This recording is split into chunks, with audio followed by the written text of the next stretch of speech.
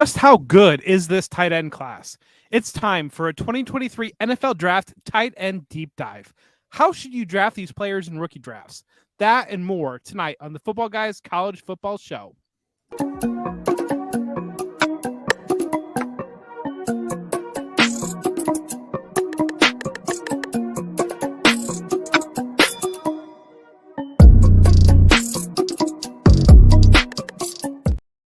What is up, everybody? We're going to be hitting up the 2023 tight end class today. We're going to be looking at just, hey, in general, deep diving on these guys. Where are they at? Best fits? What are their question marks? What are their is their ceiling as fantasy assets? And I think it's important because when we're looking at tight ends, like a lot of people playing tight end premium leagues, so you're going to be drafting tight ends. I know we can usually say, hey, screw the tight ends, but you can't. Like in this format, we're going to look for some value, and we're doing these deep dives on these guys. That's what we're looking for. So let's jump right in. Let's get into number one, Michael Mayer from Notre Dame. In terms of this, and there's some debate about whether he's one or two, and some people out there in our rankings. But Michael Mayer, Notre Dame, Fighting Irish, junior tight end, 6'4", 249, came in as an 808 RAS score, which relatively is pretty good for him.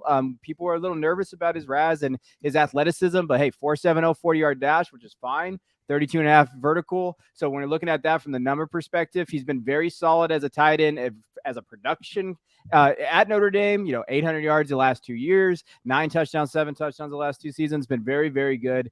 Very, very just a solid prospect. So is solid good enough for you though, Jeff? I mean, it depends the value. That's all the entire question on these tight ends. And I think the value, if he's going to be the first one off the board, it's a little bit iffy. Maybe if you're desperate at the position, still step in there, or a tight end premium league, maybe. I think we're really hoping that he lands in as somewhere that he can be maybe that secondary option in an offense with one primary receiver. And so it's going to be interesting to see catches that first round draft capital. I do want to give a shout out to, I know Corey Spalla is watching the show right now, and he wrote a very good article about tight ends this week. So make sure to check it out. He's a good friend of the show. So that's talking about the timeline and what you can expect for production on some of these tight ends. But Mayer specifically, I think it's just he's that classic tight end prototype that he can contribute in the run game, contribute in the pass game. I think it is an open question if he possesses the athleticism and the receiving skills to be that secondary receiver that you're hoping to see, a primary option in the passing game. But again, you mentioned the testing came in a lot better than what we were expecting, and really kind of excited to see that.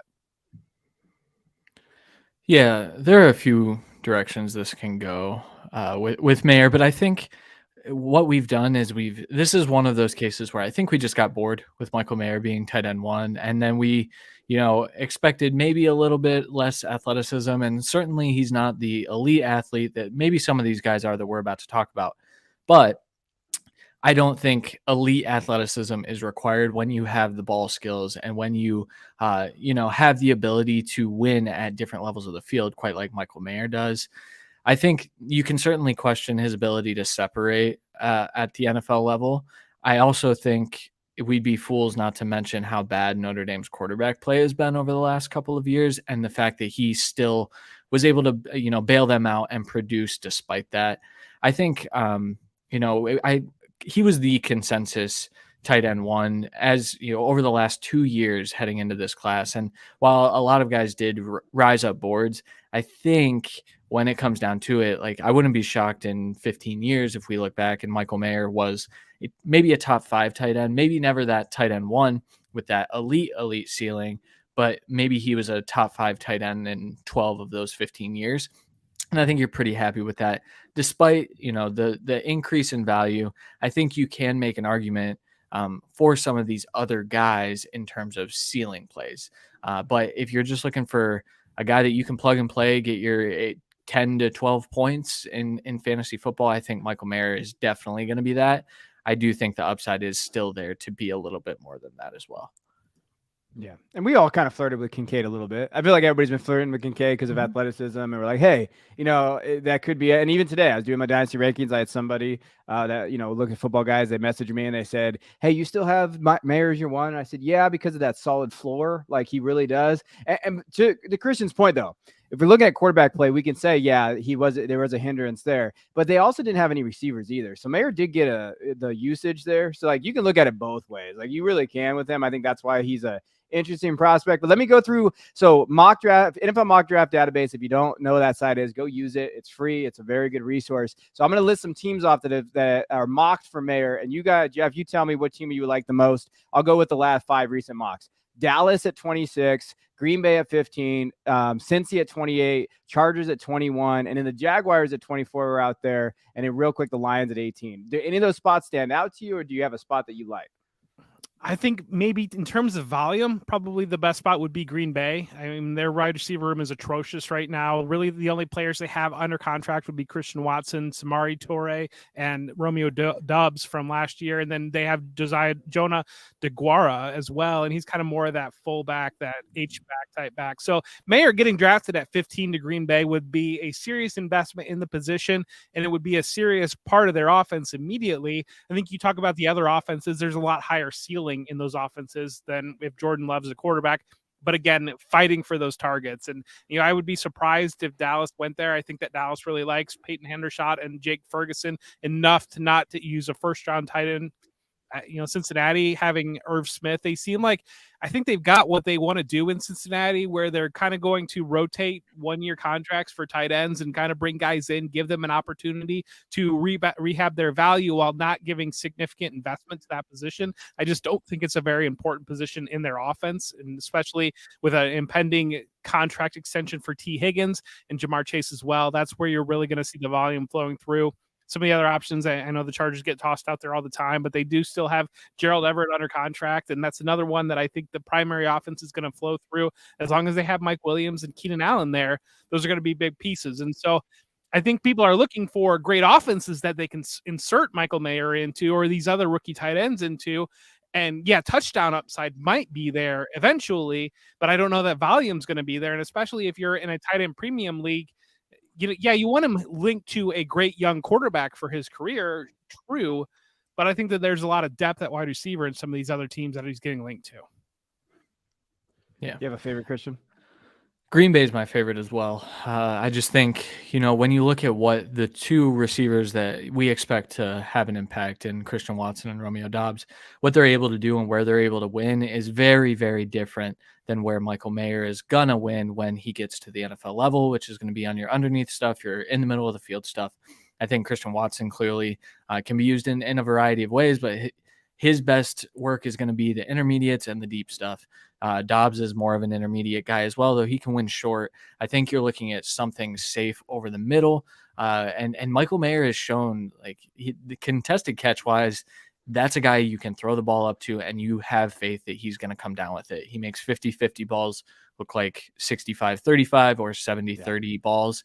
And that's something that's valuable, especially for Jordan Love, who's going to be, starting in his first season as the full-time starter. So, and I do have faith that Jordan Love would rely on someone like that, because even in the small bits that we've seen from Jordan Love, he does like to target the middle of the field. I think Christian Watson had that massive gain with Jordan Love in last year, and that was just either a slant or an in route across the middle, and I think that that's where Mayer would live.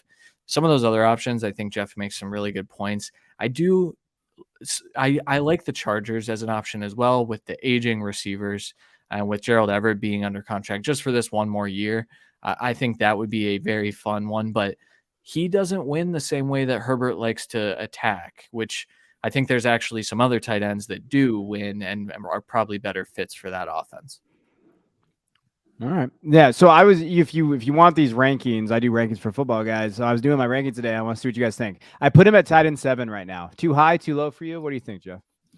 It's aggressive for me. I think that without that placement, get him in the first round, link him to a great young rookie quarterback, and I think that we're talking right now. I think he will be the first tight end off the board. I would be kind of surprised if he wasn't, but at the same time, there are some people throughout the fantasy football industry that have him really, really low in their tight end rankings, and so it's interesting to see how it's being played across the landscape. And really, the question that people is probably on their mind on, if you're playing in a tight end premium, where do you take him in a rookie draft? Like, where do you start to step in at tight ends? Because I think it really can fall off towards the 112, the 201. That's about the range, and then you're landing there through the early second round. But where would you guys be comfortable taking him in a rookie draft? Go ahead, Kevin. So I would say, like, historically throughout this whole offseason, before we've known like where he landed, he's been going 112 to 203. Like, he's in that range, and I'm pretty comfortable with that. There's a drop off after probably 111, depending on like skill position or what you're looking at.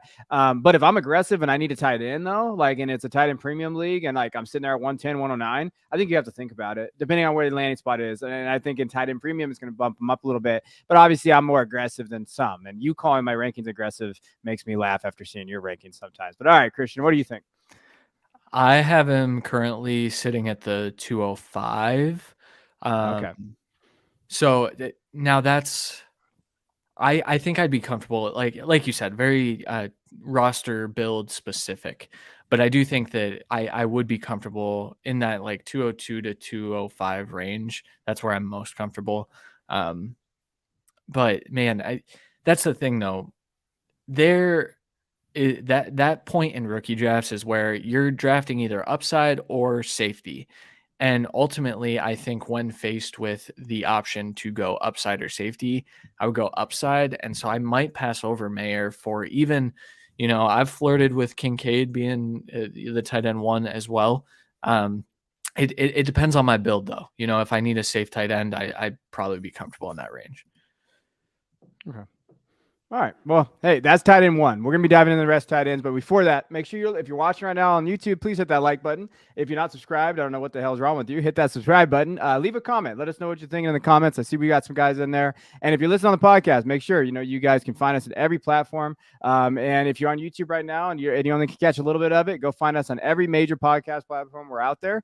But let's dive in to our tight end too. So Dalton Kincaid. So we're looking at Dalton Kincaid. He's gotten a lot of love from draft pundits, people out there. I know Daniel Jeremiah was high on him. Is still high on him in terms of where he's at. The Utah kid, 6'4", 246, hasn't tested. So he's been a little banged up right now in terms of everything that he has. So he hasn't really done any of the testing and the athletic testing that we've seen. But high producer last year for Utah, was probably their best player, 850 yards, 8 touchdowns, produced at pretty every level that he's gotten. Again, he played for San Diego, then transferred to Utah. So he's definitely blossomed into a very good pass catcher in the Pac-12. Very good athlete. When you're looking at him, I think he can fit pretty much any scheme. I know, Jeff, you liked him, and you kind of were flirting with him in tight end one at the beginning of this process. Where are you at with Kincaid right now?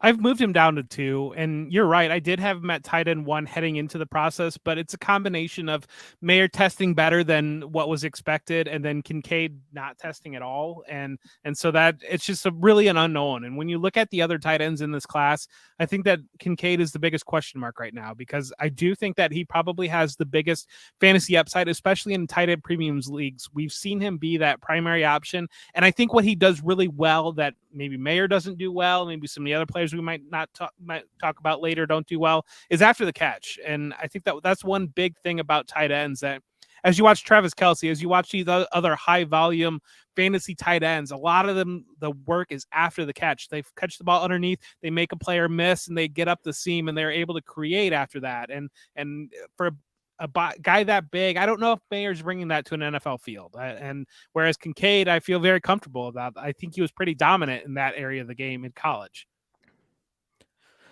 Yeah, to me, this is the heightened version of Trey McBride versus Greg Dulcich last year, where Dulcich got a lot of hype because of that ability after the catch. I really like Kincaid. The first time I watched him, I think I've said it on the show, but I expected to see simply a receiver and only a guy that can be a tight end too for your offense, that wasn't really getting dirty in the trench and trying to lay some nice blocks. And when I finished up watching him, I said, okay, that's a more well-rounded player than I expected, especially when you look at, what they asked him to block a lot when Brant Keithy was on the field.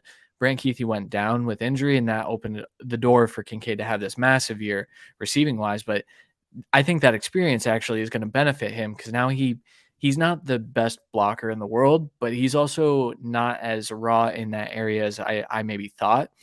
So you're looking at a guy that can be a tight end one and can be on the field all the time. I know when we start talking about tight end blocking, people are like, well, that doesn't translate to fantasy points, but it does because that's what gets you on the field. I think that Kincaid is a day one starter at the NFL level, which is tough to do with tight ends. I think that's what separates, I think, maybe the top two of this class and Mayer and Kincaid, because I think they're both well-rounded guys. But the first time I watched Kincaid, I came out and I said, he should be in a tier with Michael Mayer. And I still believe that. I have him back-to-back in my rankings. In terms of like where I'd take them in rookie drafts. And I honestly, it's a coin flip for me. It's one of those things where a landing spot could actually determine which one I'm taking first in a draft. Oh, 100%. I think landing spot's going to determine a lot of things for fantasy purposes. Like I think Mayer can be the better pro, but that doesn't necessarily mean I think Mayer can be the better asset in fantasy if he gets to a spot like Jeff talked about. If it's crowded, you're going to lean towards Kincaid because I think that they're both in that pretty much the same tier. I think just from a fantasy asset, and like then you're going to move on from there. I think the biggest thing for me with Kincaid that I did in my notes, just his ability, ball tracking ability. Like he can catch radius and ball tracking ability. It's different than Mayer. Like it really is. Like his ability to kind of make those catches and do those type of things. And then he does have that yak ability, like these guys mentioned. And I think he fits in any scheme too. Like I think he can do pretty much anything that NFL teams would want him. And that's why I think teams are going to like him a lot. And it seems like teams like him, even though he had the testing stuff, hasn't been there and everything in the pre-draft process, and they're still on him. So yeah, I think it's really a flip right now. Anywhere from 112 to 204 is where you're seeing these guys go anyway, and they're very close. And I think that's kind of how you look at these guys. Anything else with Kincaid? I do want to say his game, that first game against USC, might have been one of the best tight end games in college that I think maybe ever.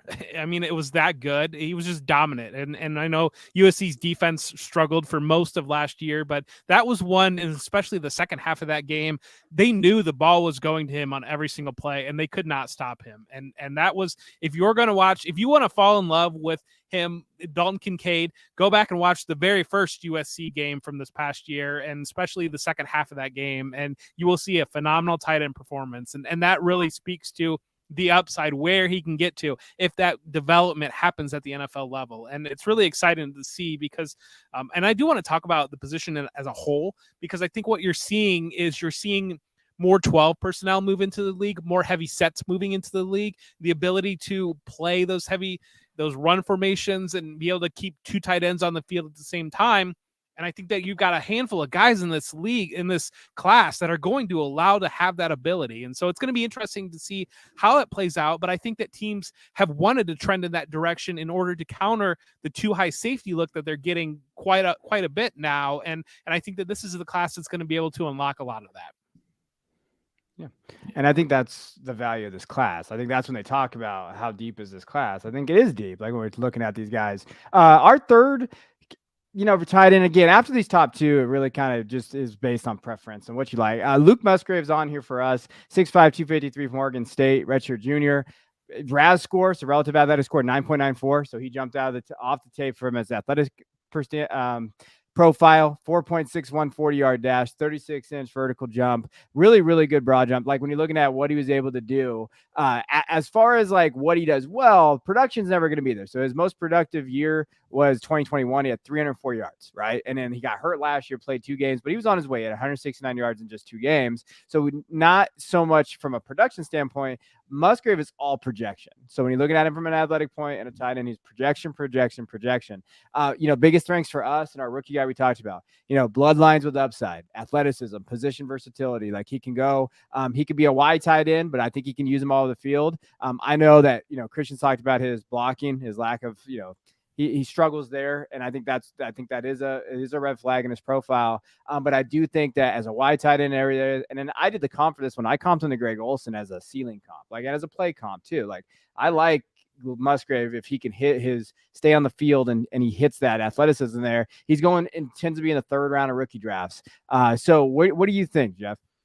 He's my favorite value out of tight ends, and consensusly, he's not tight end 3 really at a lot of places. A lot of other places have other tight ends at tight end 3. We have him as our tight end 3, but I think you hit on the key point there, that end of that 3rd round, that middle to end of the 3rd round, because The other two players, Mayer and Kincaid, yeah, they have high upside, but they're going in the early second round, early to mid second round. And there's so many running backs in this class. And realistically, that's just a safer bet that you're going to make. If you're in that position where you've earned an early second round pick, or maybe you won a championship and you moved around a little bit, there's so much depth to be able to fill the running back position coming into this rookie class. And so that's where I struggle sometimes with taking Mayer and Kincaid at cost, because I think that you can step into a running back that gives you a very high upside there. That is probably a safer bet to hit, especially early production.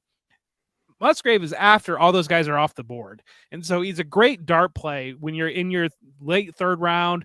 Izzy Bandakanda, those types of players are all off the board, and you're looking, where can you go now? And so you can place a chip on Musgrave and get that athletic upside as a tight end that could really hit and really be a difference maker versus some just major dart throws at the wide receiver position when you're in that range. Yeah. One thing that I feel like everyone kind of knows, but a lot of people who have no idea who Luke Musgrave is don't know that he is a football product. His father, I think, played quarterback at Oregon, and then his uncle was in the NFL, and he coached in the NFL, Bill Musgrave. So those are things that also vault up draft capital, right? I mean, I think there's a chance that we've been talking about Musgrave as, he's probably going to be tight end 3 off the board. And it wouldn't shock me one bit if he sneaks into the first round with how the NFL is viewing this tight end class. And then we're talking, I do, Kevin mentioned his blocking ability. I think more I really wanted to see it improve this year, and we just didn't get to see anything from him this year. And in the 2 games that he played, he was a focal point of the receiving game. And so we didn't get a whole lot of reps of him, actually laying down impact blocks that I think translate. I think he's a big dude, but he's also pretty slight. And so I wonder what that looks like at the NFL level. But if he's able to refine that and he's able to stay on the field, and I mean, in terms of receiving upside, I think I think he's in that conversation with Mayer and Kincaid and maybe one other guy that we're going to talk about in a little bit, as just guys that can go be fantasy producers as long as they stay on the field. So I am warming up to Musgrave. I was low on him to start. Kevin was driving the Musgrave bust, I think. But I'm warming up, and I think I bumped him a couple spots in my rankings recently. So, hey man, just hop on in, baby. We'll take this bus. We'll take this bus, and if it doesn't work, we'll just leave Jeff in it. We'll jump out. But yeah, no, I think that's to me Musgrave. Yeah, I think when I put in a guide, I said there's no limit if he can stay healthy on what he can be used at as the next level as a receiver. And I think that's true. I think the value is there. And if he gets first or second round, and to Jeff's point, Jeff's been really smart about this, which that makes me really, it's hard for me to say that, but he's been really smart about this for like the last year. He said, hey, teams are moving 12 personnel. They're moving to where you're seeing this shift into bigger body, especially from just an offensive perspective, an offensive scheme, running the ball, running the football, but also using these double tight ends and seeing what they're doing. That's why NFL teams are going to value these tight ends more. And that's why we're seeing a lot of buzz, because smart people know that. That's why these tight ends are ranked the way they are ranked. Like, I don't necessarily think fantasy people have gotten to that point yet. Some fantasy analysts. Jeff has. Jeff's been really on it. Christian has too. I don't want to take anything away from Christian. They both have been really on it. And so part of that, I think, is where you get in the Musgrave and these guys from the receiving profile. You really like that, because then you're going to have draft capital there. And I think that is the biggest thing here. Yeah. And real quick, conceptually, how that works is you've got a athletic tight end that you can send down the seam. You can invert an offense. The way that you traditionally think about an offense is a receiver outside being that guy to stretch the field, being that guy to win vertically while the tight end works underneath. If you get an athletic enough tight end, like the Rob Gronkowski, the Archeo type of it, you can work him in the seam, collapse the middle of that field, and bring those receivers in behind him. Well, that's a lot of what New England did with Julian Edelman, with Gronk. They sent Gronk downfield. They brought Julian Edelman in behind, got him the ball in space, got him to create. And that's what you're seeing a lot of these the traditional slot receivers that are becoming focal points of NFL offenses all of a sudden you're sending a 265-pound guy downfield as a lead blocker that's got a head of steam in front of him, and that receiver is able to create and work behind him. And you really look at it, and a team that is really lingering at the back half of that first round that has played with that 12 formation, but they haven't gotten a lot of production out of the second tight end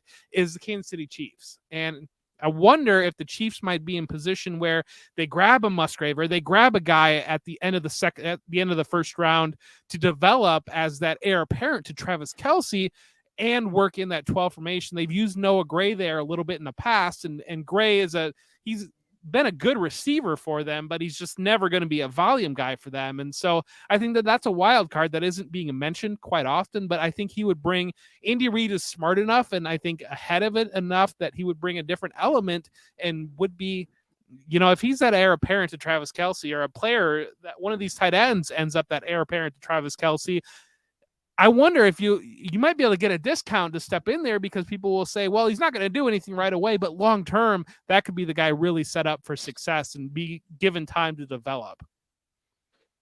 I just want to go to the Chargers. That's all I want him to do. Just get a second round of Chargers, and then that's kind of like that's my dream for my guy Musgrave. All right, let's go to another guy.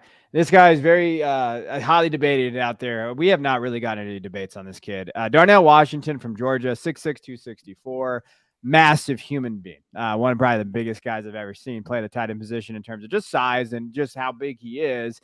Really good RAS score, so 4.6, 440. A guy his size running 4.6, 440 is just – it's incredible. Vertical jump 31 inches, 9.85. You saw his shuttle was 408. He benched 21 times, 225. So you see that. The production profile is not necessarily there, but this last year he did bump up from what we wanted him to do. Like, and I always, big thing with Washington for me was like, hey, he's got to produce at some point. And he did. He did it a little bit. 454 yards, 2 touchdowns. He averaged 16.2 yards reception. That's actually a key point to Washington's profile, I think, for his yak. Can he do that consistently at the next level?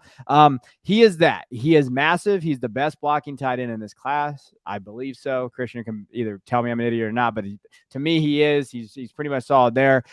Physical traits off the chart. I think the question lies, Jeff, is he a fantasy asset, or is he a legit blocking tight end with a little bit of upside for fantasy, but more of just like going to be a very solid NFL player?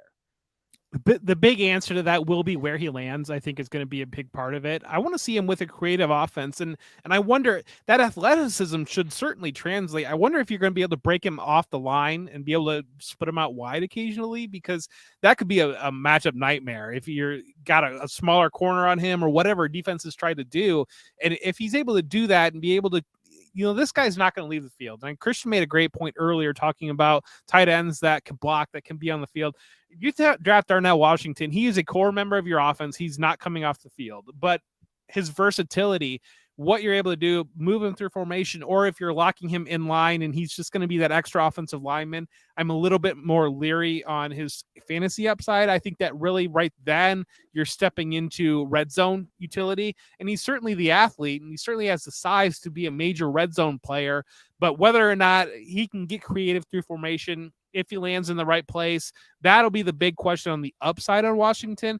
But again, there's just not guys that are this athletic, this big, that, yeah, he didn't have the receiving production, but we saw that blocking production and the SEC as a key focal point of a physical Georgia offense that used tight ends quite frequently. Brock Bowers is the guy that we're all going to talk about next year. And so what Washington ends up and the usage there is going to be the big question on terms of that. Yeah, I struggle with Darnell Washington for fantasy. I think, like you said, Jeff, he's going to stay on the field. He is going to be on the field, but I just expect that the NFL is going to look at him as a 6th offensive lineman. And if that is the case, he has a ton of value for an NFL team. He is a good blocker.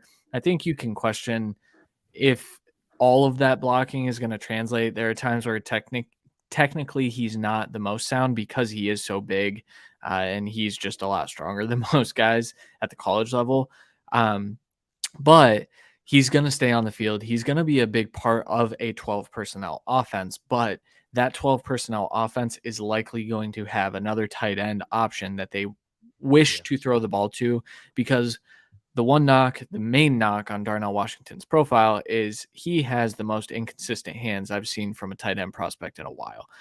There are times where he's got really aggressive hands and he can go up and get it. And I think that happened at the combine where he made a crazy catch with one hand and it was like, oh, there it is. And then he'll have a concentration drop on a critical third down that it costs you some points probably. So to me, this is a guy that I do have ranked below our next guy for sure. I think you can make a case for the next 2 to 3 guys as better fantasy assets in terms of upside and what they can be if they hit. Yeah. To me, the profile thing, I've talked about Darnell for what are you guys, 3-4 years now that we've been doing this in terms of just, and in me, just Debbie in general in the space. His hands scare the crap out of me. He has very inconsistent hands. And like, that's where a team gets him and says, okay, dude, you're going to be our heavy play action, heavy in system, pass blocking tight end. You're going to go out for some routes and do those type of things. Like I could see them doing that. But to Jeff's point, I do think that it is landing spot. Like, okay, where is he going to go in terms of how they use him? I comped him to Martellus Bennett. Like, I think that he could be that as if he can do that as a receiver, like be that kind of profile. You're excited about that. But there's also been some injury stuff with him too. Like he gets hit low. He's got some lower body injuries. Like there's some things there as well. I like Darnell. His fantasy, it's the thing with fantasy is like, okay, how do we project this kid from a fantasy asset? And if you're betting on fantasy production from the tight end position, he's a hard bet to make. Like it's a hard bet to like put all of your like draft capital on this kid. Well, he's a very fun player, and that's the thing to think about for fantasy, especially the valuation right now, and especially if he's a first-round pick. And like we talked about Cincinnati, if he lands with Cincinnati, I think that's going to be somewhere that people will shoot him ahead and be like, oh, he's in Cincinnati, awesome. And I think that's a team that could keep him more as that blocker. And so it's one of these, it's double-edged sword on potential landing spot, but also potential usage and utility. And that's the thing to consider. But again, he's a very, very fun player. And so he's a guy that's going to go off the board probably earlier than really realistically he should based on potential production profile. One final comment, because I've seen we did Martellus Bennett. I've seen Rob Gronkowski thrown out there because of the blocking and the physicality and things like that. And so I just pulled up their relative athletic score comparison, and it's almost to a T. Darnell Washington 9.88, Rob Gronkowski 9.48, both 6'6". Darnell was pushing 6'7". Darnell's a little heavier. 40-yard dash, Darnell ran faster despite being bigger. The 20-yard split was better. He didn't jump as high by 2.5 inches, and I think that could be where you say, maybe he can't be that. But in terms of like what you're 100% hoping for, that would be it. I don't see it happening, but I did want to mention it because that's been a fun comparison that people have thrown out there recently. Well, the important thing to think about with Gronk is he got hurt quite often. And the other thing too is Washington's hands are not in the same ballpark as Gronkowski's were. No. I was just watching. This is a side note. I don't really care. It's off topic, but I was watching this thing about Gronkowski today and how Belichick was like, yeah, at our first meeting, we brought him in. He fell asleep. You know, the top 30 meetings, he fell asleep in the room, and then he fell asleep, and then he had a terrible workout. But then we moved up and drafted him, and they're like, he just could catch, man. Like we just saw this elite tight end, like guy. That was like the Gronk stuff. So when you're throwing out Gronk comps, you should know what Gronk was like. But from an athletic point, yeah. But hands wise, Jeff hits that one on the head. All right, let's go to Sam LaPorta. Iowa tight end, 6'3", 245. He lost an inch at the combine, but that's where he comes in at. Really good athletic score. So 40-yard dash is 4.59. Vertical jump was 35, which surprised me a little bit. So we saw that his ability to jump, broad jump, everything was really good from a testing standpoint. And then from a production standpoint, you want to talk about poor quarterback play. Iowa had the worst offense probably last 2 seasons, but definitely last season in college football. They were one of the, at least Power 5, but they were like 112, 114, somewhere around their ranking. Really bad quarterback play, but he was still able to produce. The last 2 years is what he did. 53 catches in 2021 for 670 yards and 3 touchdowns. And then last year, 58 catches, 657 yards, only 1 touchdown. But we did see a very, very a pretty good production standpoint, production profile there. Really was able to overcome that. Reliable target, probably one of the best receiving prospects in this class as far as hands goes. Like when you're looking at that, so a lot of guys have him. Some have him as tight end 2 in this class. I've seen that out there. What do you think about him, Jeff?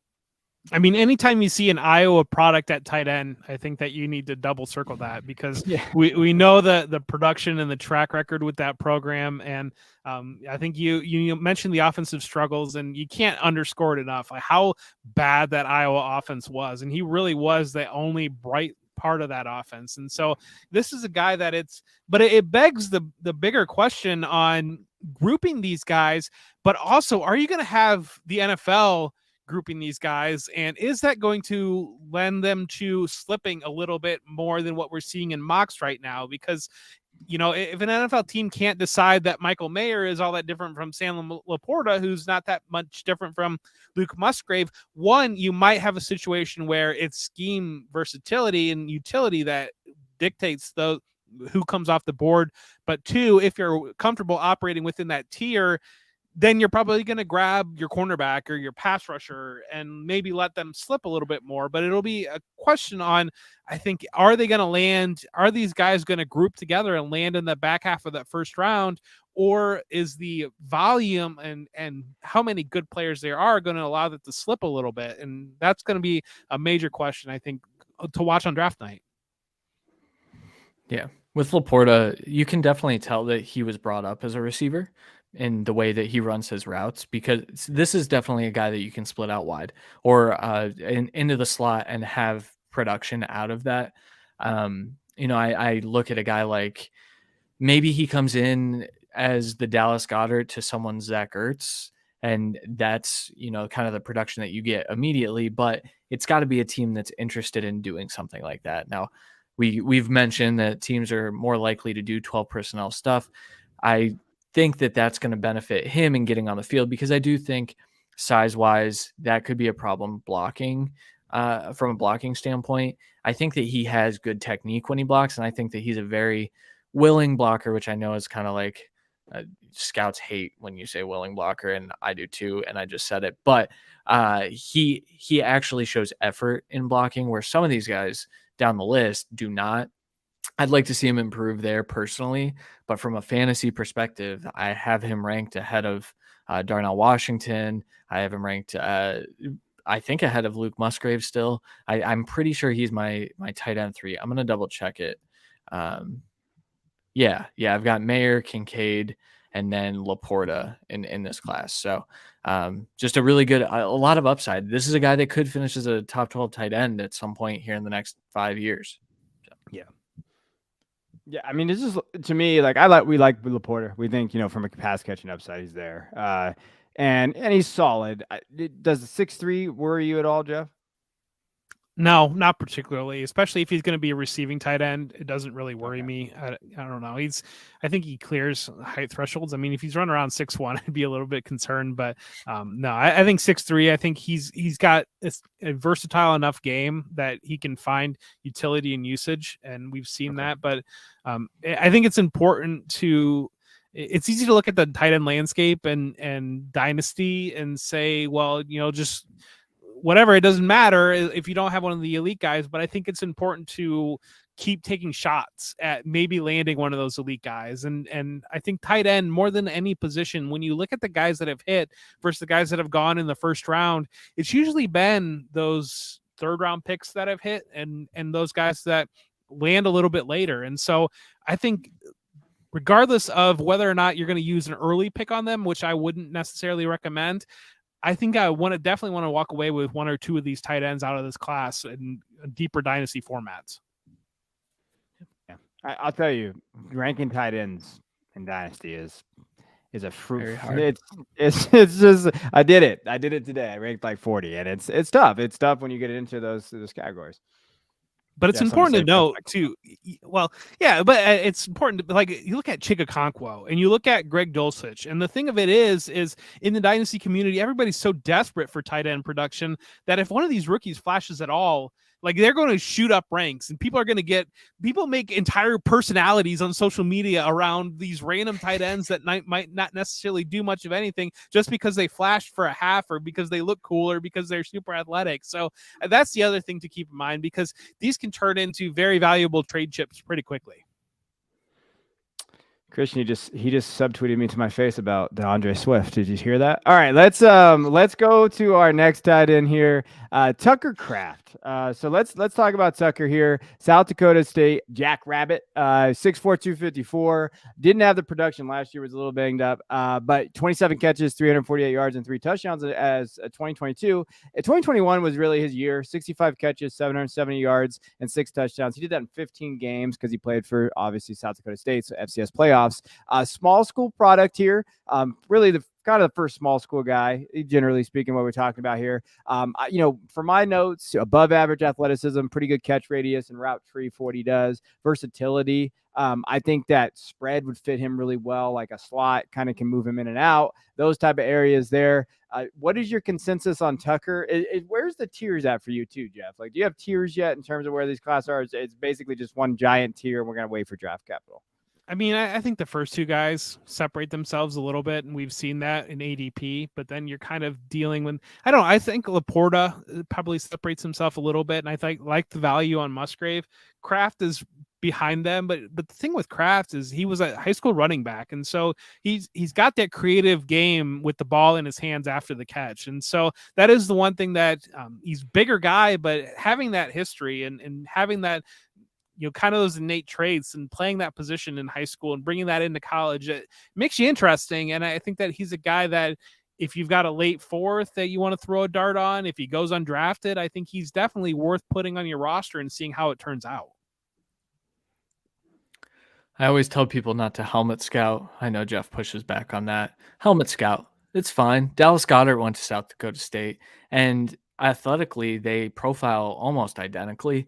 I think Kraft probably is not as refined in terms of getting open once he gets to the NFL level.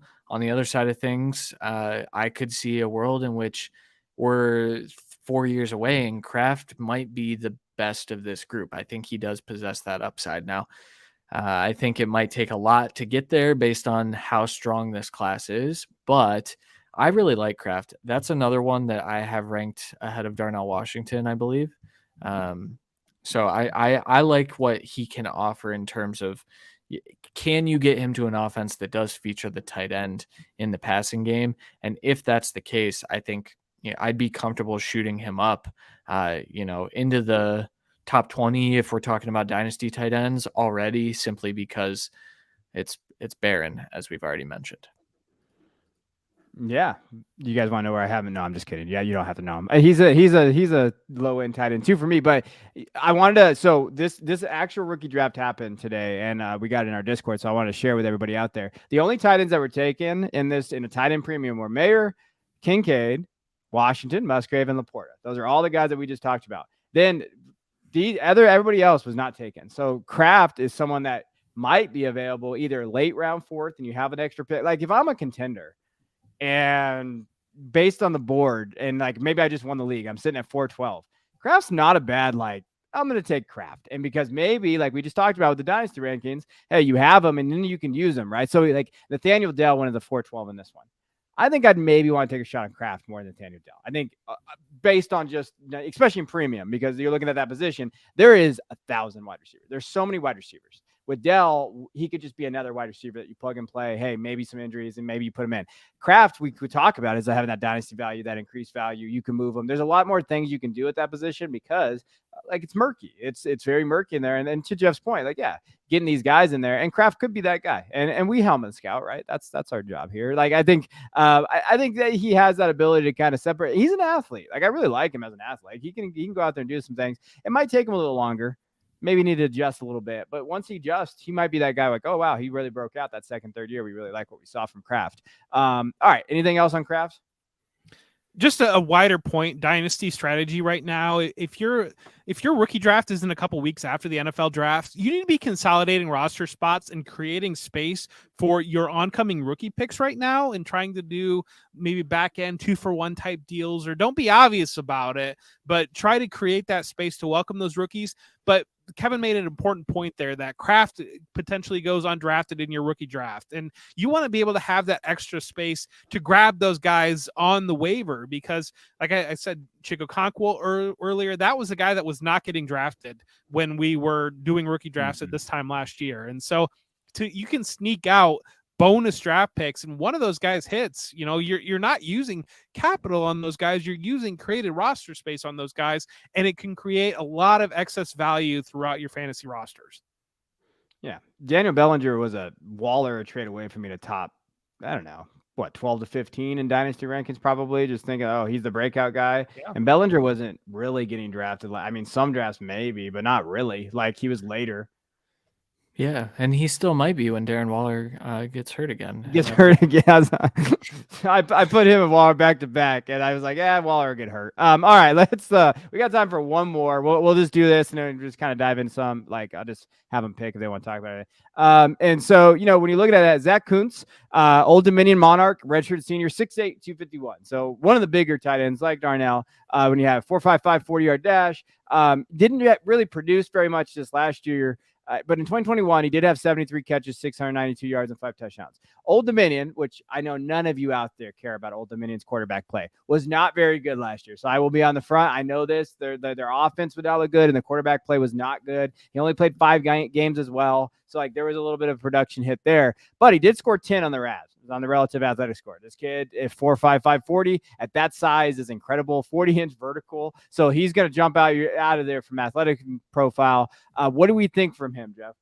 Well, the first thing is there's 3 college programs that make me raise my eyes when I see tight end. One's Iowa, one's Notre Dame, and one's Penn State. And that's where Zach Kuntz started out. And so while he was at Old Dominion, he started out at Penn State, and he was with Penn State for a couple years. That was a crowded tight end room, and he ended up moving on and transferring into a different situation. And so this guy, he was a big-time recruit. And I think that that's something to take in mind there, and consider that while, this isn't a guy that worked his way up through Old Dominion and is kind of a late bloomer like that. No, he's got legit blue blood pedigree. And so that's one thing. Obviously the testing was phenomenal. And this is a guy that I think, you talk about guys that at Twitter and social media and your leagues might be primed to get very excited about it if they show the slightest glimmer. We already saw that a little bit with testing with Zach Kuntz coming out of the combine. He really took that over. And so that one of those, that the switch is prime, that if you get the littlest bit, he could really explode in value. Yeah, you mentioned a crowded tight end room. It was with Pat Freiermuth, who is a consensus top 5 dynasty tight end right now, and Brenton Strange, another guy in this class that I personally prefer over Zach Kuntz, and I guess Penn State did too at the time. And Grayson Klein, but that doesn't matter. He also played with Will Levis at Penn State, which I find to be interesting, though not impactful on where we draft him in fantasy. I don't know. Zach Kuntz, to me, him being ranked here has me out, but we just talked about price. There is no price. He is free. So if you prefer him, I can understand getting behind a massive athlete, a big time recruit that, might get day 2 capital. I understand that for sure. But I'll take the guy that I think is better at the catch point. I think Kuntz could probably stand to get a little stronger when he gets to the NFL level. I think that he's got those tools and that upside, but I would take, like I just said, Brenton Strange. I'll take him over Zach Kuntz, and if I'm taking a free tight end.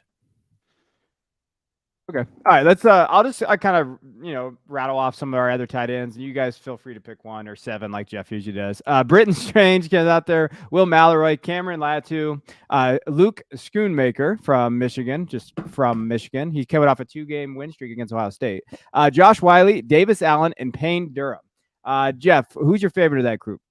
I think you guys know who my favorite of the group, and if you follow the show at all, I'm not Cameron Latu. Come on, I love Cameron Latu. He was a converted defensive lineman. He really emerged as being one of Bryce Young's primary targets, especially in the red zone. And he's kind of fallen back in this class. He's kind of under the radar a little bit, and he's still kind of learning the position of tight end.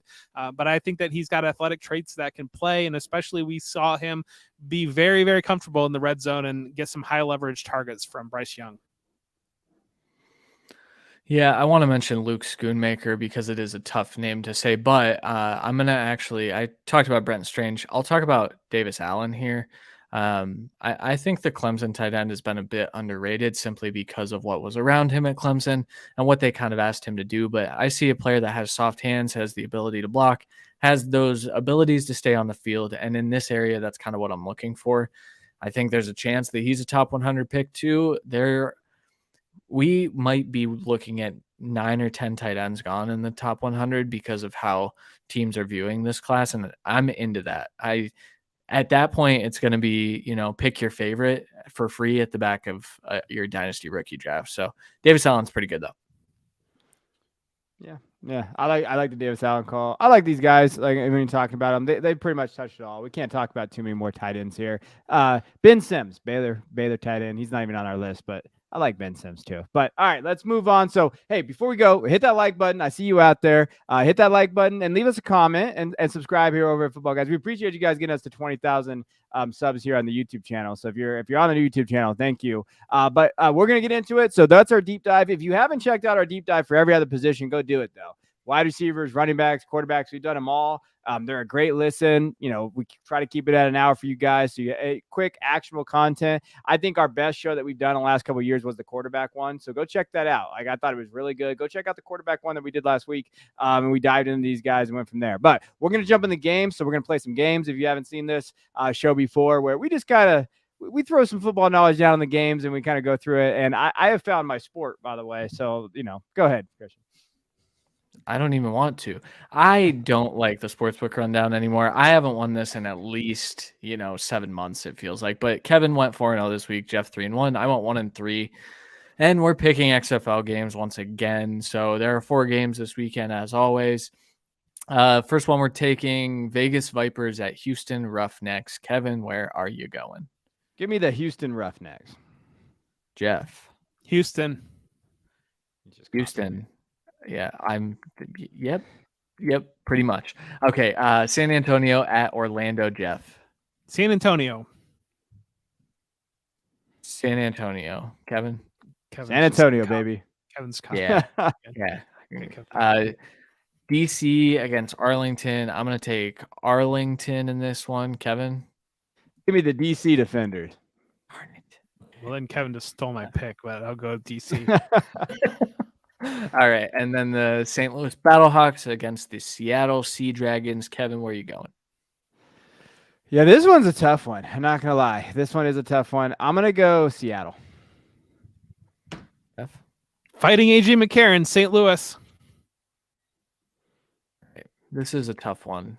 That is my analysis, too. I'm going to take Seattle because I'm following Kevin this week. Jeff doesn't know that A.J. McCarron's hurt. I don't think Jeff knows that. Oh, but he's on the team, Good for Jeff.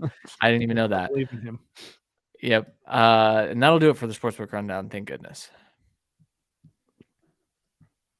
All right, let's go over. We're going to play a little prospect poker. Rules of the game are pretty simple here. We just play poker on the screen. When you listen to us, we're going to give you some over-unders that you should bet. We know all about the NBA. We're going to the NBA today. So we're going to give you some over-under for the playoffs. We're excited about them. Christian's probably the most knowledgeable NBA fan on the show, so definitely listen to Christian more than us. So go ahead, Christian. What's your over? I was going to say, I feel pretty confident about this one. Donovan Mitchell over 30.5 points in game 1. He scores a ton of points at home, and he is on a nice little 40-point streak. I think it actually got broken towards the end of the season, but Donovan Mitchell, point scorer in game 1.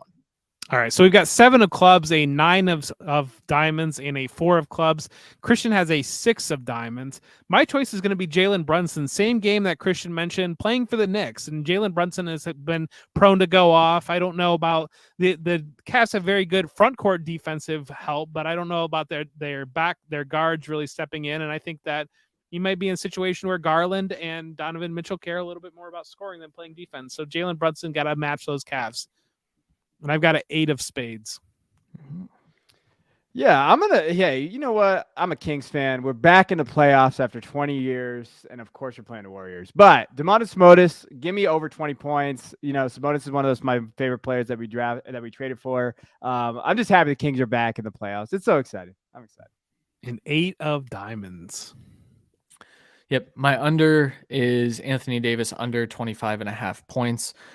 He has been in a little bit of a scoring drought here, and I think that continues as the Lakers get a pretty tough matchup in game 1 against the Grizzlies. Hey, 2 of spades. My under is going to be Kevon Looney under 6.5 points with the Warriors. I think that he's going to be focused on playing defense against Sabonis, and I don't think that the Warriors are really going to give him a chance to do much with the ball at all. So under 6.5 points. And I got a 5 of diamonds. I have no analysis for this. I'm just going to take Desmond Bane under 22.5 points. And you're going to win. Queen of Hearts. Kevin wins the show. But that doesn't mean we won't play trivia. We're going to play trivia. Last game we play blackjack. We play blackjack trivia. So you get a question when you hit. And Christian's going to start us off with a 19. So good job for Christian. Kevin is going to have a 19 as well. And I have probably a 19. A 19. So we all have 19s. And so, all right. I have a trivia question. I'll ask Christian a trivia question. Okay. All right. In 2018, we saw a lot of depth come in for tight ends. We saw Mark Andrews, Dallas Goedert, Dalton Schultz, Mike Gesicki were all drafted in that class. What tight end was the first tight end off the board in 2018? Can you list the names again? I'm sorry. So Mark Andrews, Dallas Goedert, Dalton Schultz, Mike Gesicki. But in that class, who was the first tight end drafted? Oh, God. That's not... No, I think it was the year before. I'm going to guess O.J. Howard, but I know that's wrong. No, that was the year before. It was Hayden Hurst with the Baltimore. They took Hayden Hurst and Mark Andrews in the same draft class. Gosh, I should have known that. Oh, wow. Oh, Christian, you would have had a 21 and you busted. Yeah, that's my luck with these games. All right, I don't have a tight end question ready, but Kevin, when was the first iPod released? Man, I was in high school. I have a feeling. So 2002? Close. 2001. I knew it was somewhere around there. Yeah, you would have busted anyway. You busted. So Jeff wins. Kevin, do you have a question for him just for fun? I actually have a fun one. So they ranked the top 25 coaches in college football right now, Jeff. Can you name? So there is 4 Big Ten coaches. Can you name the 4 that are in the top 10? I feel like you're setting me up for this not to be Ryan Day. I'm not. No, Ryan Day. Okay. You can Ryan say Day, Jim Harbaugh, James Franklin, and then the Luke Fickell. Luke Fickell got in there. Nice job. Look at you. I didn't think you'd get the Luke Fickell one. Know a little bit about college on this show, and I busted too. So we all. I didn't think you didn't know about college. I just didn't think you'd think they put Luke Fickell already in the top 10. That's fair. Hey, guess what, Kevin? I think this is 5 weeks in a row. I don't have any more FaceTime, but yeah, we'll there go. You go. A big push on the site, especially to highlight people's work, and so I definitely want to highlight something. If you don't have a Football Guys membership, I highly recommend going and get it. But some of my favorite articles right now are by our fellow writers in this room, but I'm gonna highlight Christian Williams on this one. He's been doing an archetype of a top 12 position player, and his latest one, the archetype of a top 12 wide receiver, it was really good. So he breaks down what it looks like to have top 12 wide receivers, and I think my favorite part of it was potential risers of the class. So he's giving you guys that, hey, these are the guys you should be looking for in terms of like where you have them in your dynasty ranking and their efficiency numbers and everything there. Some guys that stood out to me: Michael Pittman, Garrett Wilson, and you have to read the article to get the rest. But like guys like that, when you look at that and broke down, he did a really good job. I know he works really hard on that. So go check those out. He's got all those articles there. The quarterback especially was one of my favorites. But the wide receiver one was a lot of fun to kind of read. Hey, thanks, man. Hey, anytime I can give you, we do good work here. Jeff, whenever he writes a freaking article, I'm just kidding, Jeff. Finish taxes finished taxes season, so you can get that out of there. We'll be back next week, April 19th. We're almost to the draft out there, everybody. We're getting closer. I promise. We're getting closer there. We'll be back at 9 p.m. Eastern. Until then, I'm Kevin Coleman. I'm Jeff Bell. And I'm Christian Williams, and you just watched the Football Guys College Football Show.